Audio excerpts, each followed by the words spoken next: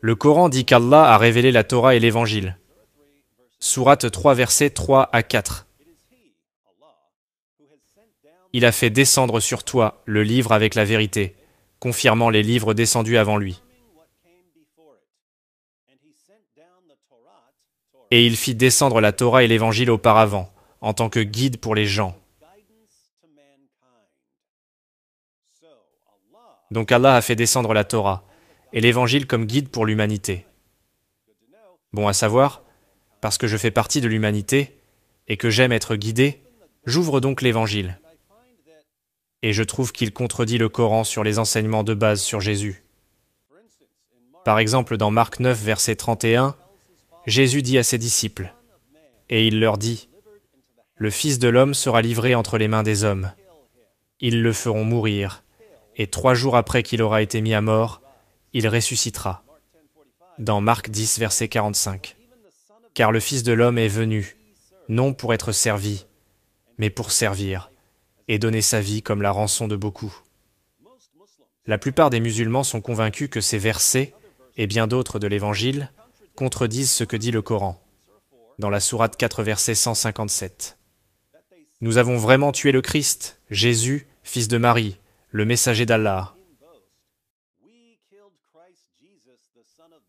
Or, ils ne l'ont ni tué ni crucifié. Mais ce n'était qu'un faux semblant. Et ceux qui ont discuté sur son sujet sont vraiment dans l'incertitude.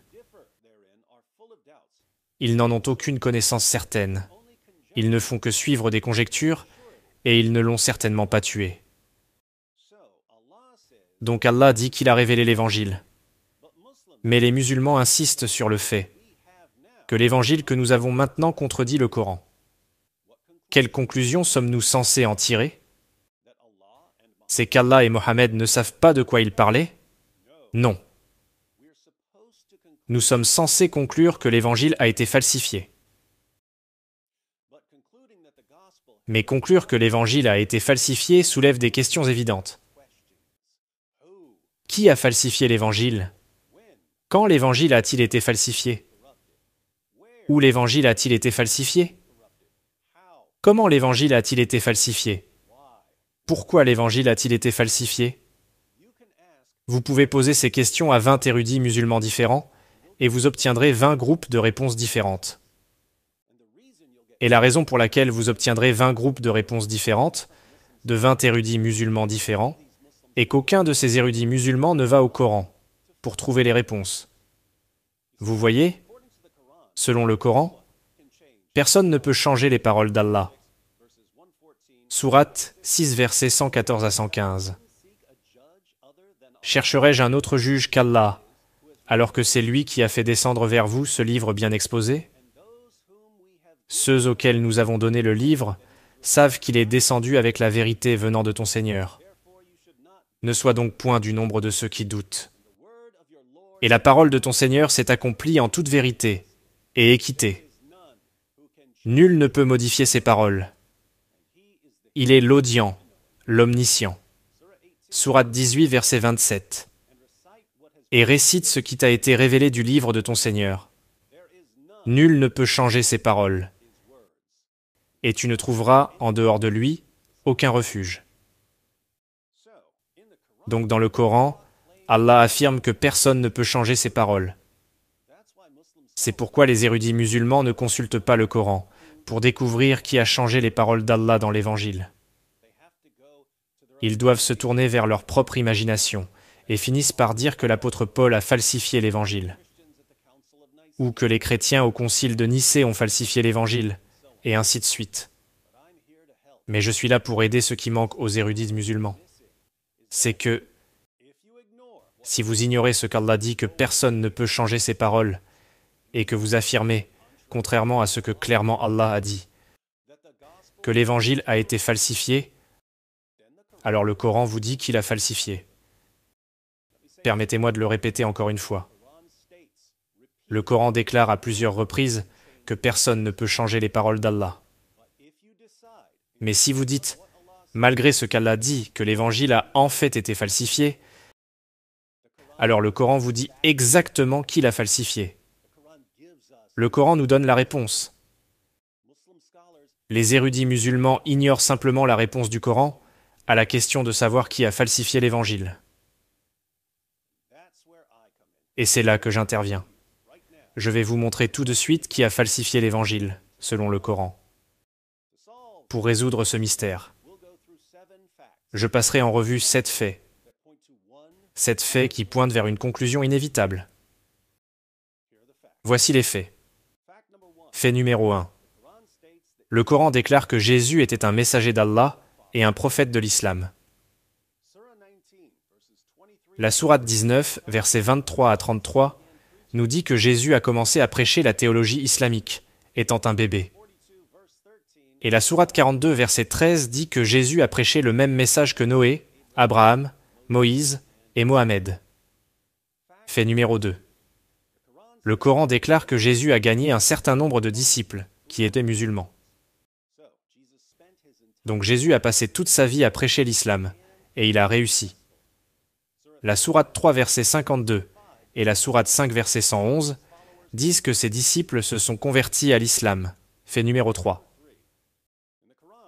Dans le Coran, Allah promet à Jésus que ses disciples seront supérieurs aux incroyants jusqu'au jour de la résurrection.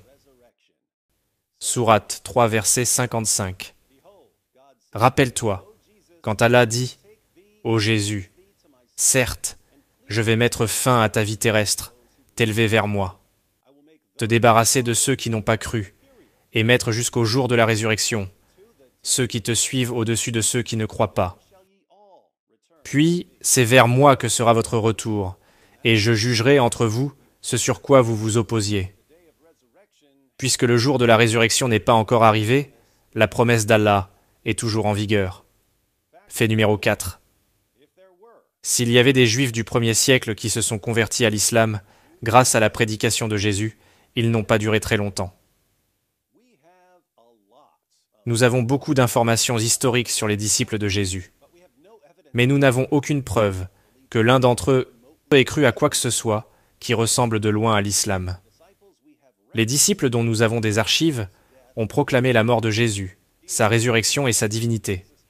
Donc si Jésus avait des disciples musulmans, comme le prétend le Coran, ils étaient tellement insignifiants et sans conséquence que nous n'avons aucune trace d'eux, ou même qu'ils aient jamais existé. Ils ont dû être remplacés d'une manière ou d'une autre très tôt. Puis ils ont complètement disparu de la mémoire. Fait numéro 5. Selon l'islam dominant. Allah, dans la sourate 4, verset 157, a utilisé le pouvoir de l'illusion pour tromper les gens, et les a convaincus que Jésus est mort sur la croix. L'histoire montre que les premiers disciples de Jésus étaient convaincus qu'il était mort sur la croix, et qu'il était ressuscité des morts. Mais selon l'islam orthodoxe dominant, où les disciples ont-ils eu l'idée que Jésus est mort sur la croix? Ils ont eu cette idée en provenance d'Allah, qui a trompé les gens pour leur faire croire que Jésus a été crucifié. Allah a miraculeusement déguisé quelqu'un d'autre, l'a fait ressembler à Jésus. Puis cette autre personne a été crucifiée. Et Allah, par le pouvoir de l'illusion et de la tromperie, a fait croire aux gens que c'était Jésus. Donc lorsque nous ouvrons l'évangile que nous avons, et que nous lisons à propos de Jésus mourant sur la croix, cette croyance ne vient pas de l'apôtre Paul. Cette croyance ne vient pas des dirigeants chrétiens du concile de Nicée. Cette croyance vient d'Allah. Fait numéro 6.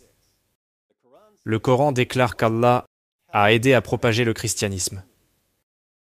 Une fois qu'Allah a réussi à tromper d'innombrables personnes, les trompant en leur faisant croire que Jésus est mort sur la croix, il a travaillé avec diligence pour aider les chrétiens à diffuser leur message. Sourate 61, verset 14. Ô vous qui avez cru, soyez les alliés d'Allah, à l'instar de ce que Jésus, fils de Marie, a dit aux apôtres. Qui sont mes alliés pour la cause d'Allah? Les apôtres dirent, nous sommes les alliés d'Allah. Un groupe des enfants d'Israël crut, tandis qu'un groupe nia. Nous aidâmes donc ceux qui crurent contre leur ennemi, et ils triomphèrent. Ce verset nous dit qu'Allah a aidé les disciples de Jésus contre les Juifs qui l'ont rejeté, et que ces disciples sont finalement devenus, avec l'aide d'Allah, prédominants. Les seuls chrétiens qui ont pris le dessus sur les autres étaient des chrétiens qui croyaient en la mort, la résurrection et la divinité de Jésus, qui sont toutes pourtant de fausses doctrines, selon l'islam orthodoxe dominant. Donc si ces chrétiens sont devenus dominants, grâce à la puissance d'Allah, nous ne pouvons que conclure qu'Allah a aidé à propager un message falsifié. Fait numéro 7. Le Coran affirme l'inspiration, la préservation et l'autorité des écritures chrétiennes, dans la sourate 7, verset 157. Allah fait référence à ceux qui suivent le messager, le prophète illettré qu'ils trouvent écrit avec eux dans la Torah et l'Injil. Il s'agit de juifs et de chrétiens qui lisent soi-disant Mohammed dans la Torah et l'Évangile, qui sont avec nous. Dans la sourate 5, verset 47, Allah dit « Que les gens de l'Évangile jugent d'après ce qu'Allah y a fait descendre. Ceux qui ne jugent pas d'après ce qu'Allah a fait descendre, ceux-là sont les pervers. Pourquoi Allah nous ordonne-t-il de juger par l'Évangile, alors qu'il sait que nous avons un Évangile falsifié ?» Sourate 5, verset 68. Allah dit à Mohammed de dire aux Juifs et aux chrétiens, « Dis, aux gens du livre, vous ne tenez sur rien, tant que vous ne vous conformez pas à la Torah et à l'Évangile, et à ce qui vous a été descendu de la part de votre Seigneur. Comment pouvons-nous rester fidèles à l'Évangile si nous n'avons pas l'Évangile ?» Ces passages et bien d'autres du Coran supposent que nous avons toujours l'Évangile, inspiré, préservé et faisant autorité. Donc Allah a révélé l'Évangile. Mais l'Évangile que nous avons dit que Jésus est mort sur la croix, ce qui, selon nos amis musulmans, contredit le Coran. Et ils nous disent que l'Évangile a dû être falsifié, parce qu'il contredit le Coran. Bien. Qui l'a donc falsifié? Ne blâmez pas l'apôtre Paul. Ne blâmez pas du tout les chrétiens. Blâmez Allah. Si les musulmans veulent croire que l'Évangile a été falsifié, ils doivent croire qu'Allah est celui qui l'a falsifié. Et maintenant, nous avons quelques questions pour nos amis musulmans. Premièrement, pourquoi Allah a-t-il falsifié le message de Jésus et par ce fait, détruisant tout ce que Jésus a travaillé si dur pour accomplir? Deuxièmement, pourquoi Allah a-t-il dit à Jésus que ses disciples seraient supérieurs aux incroyants jusqu'au jour de la résurrection? Allah ne savait-il pas qu'ils étaient sur le point de falsifier le christianisme en faisant croire aux gens que Jésus était mort sur la croix? Troisièmement, si l'Évangile fut révélé par Allah, comme le prétend le Coran, pourquoi ne l'a-t-il pas préservé au lieu de le falsifier? Quatrièmement, une fois que l'Évangile fut falsifié par Allah, pourquoi Allah a-t-il aidé les chrétiens à propager cet Évangile falsifié au lieu de corriger? Cinquièmement, si l'Évangile a été falsifié au 1er siècle par Allah lui-même, pourquoi Allah a-t-il ordonné aux chrétiens de l'époque de Mohammed de juger par ce livre falsifié? Sixièmement, si Allah trompe les gens qui suivent ses prophètes, comme il a trompé les disciples de Jésus, comment les musulmans savent-ils qu'il ne les trompe pas en ce moment? Septièmement, puisque le message de Jésus a été falsifié par Allah, qu'est-ce que Jésus a finalement accompli selon l'islam? Puisque ses disciples ont fini par prêcher un faux message, tout cela grâce à Allah. En mettant tout cela ensemble, nous avons résolu le mystère. Et nous savons maintenant qui a falsifié l'Évangile, quand il a falsifié l'Évangile, comment il a falsifié l'Évangile, et pourquoi il a falsifié l'Évangile. Voici ce qui s'est passé. Allah a envoyé Jésus aux enfants d'Israël. Et Jésus, grâce à sa prédication puissante et ses miracles étonnants, a gagné un certain nombre de convertis qui étaient musulmans. Allah a décidé d'enlever Jésus, mais il a promis à Jésus que ses disciples seraient supérieurs aux incroyants jusqu'au jour de la résurrection. Malheureusement, Allah a très vite oublié cette promesse. Et il a trompé les disciples de Jésus en leur faisant croire qu'il était mort sur la croix, donnant finalement naissance au christianisme et à un évangile falsifié. Puis Allah a oublié qu'il a falsifié l'évangile, et il a aidé les chrétiens à diffuser leur message jusqu'à ce qu'ils prennent le dessus sur ceux qui rejetaient Jésus. Finalement, Allah a révélé le Coran. Mais à ce moment-là, Allah ne se souvenait plus beaucoup de ce qui s'était passé.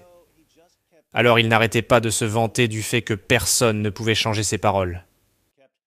Et il n'arrêtait pas de dire aux chrétiens de juger par l'évangile que nous avons encore, et qui a été tragiquement falsifié par Allah lui-même. La seule conclusion que nos amis musulmans peuvent tirer de tout cela est qu'Allah souffre de démence depuis très très longtemps. Il a essayé, mais il ne se souvient tout simplement pas des choses qu'il dit, promet et falsifie. Si nos amis musulmans veulent adorer un Dieu qui ne souffre pas de démence et qui n'est pas un escroc cosmique, qui trompe les gens et sape le travail de ses propres prophètes et crée accidentellement de fausses religions, ils auront besoin de chercher ailleurs que dans l'islam. Si vous souhaitez voir un problème encore plus important dans l'islam, assurez-vous de regarder ma vidéo sur ce que le Coran dit vraiment à propos de l'Évangile, où je passe en revue chaque verset du Coran qui mentionne l'Évangile. Spoiler alerte. Il n'y a pas un seul verset dans le Coran qui soit en accord avec ce que disent les érudits musulmans à propos de l'Évangile. Pourquoi est-ce ainsi ?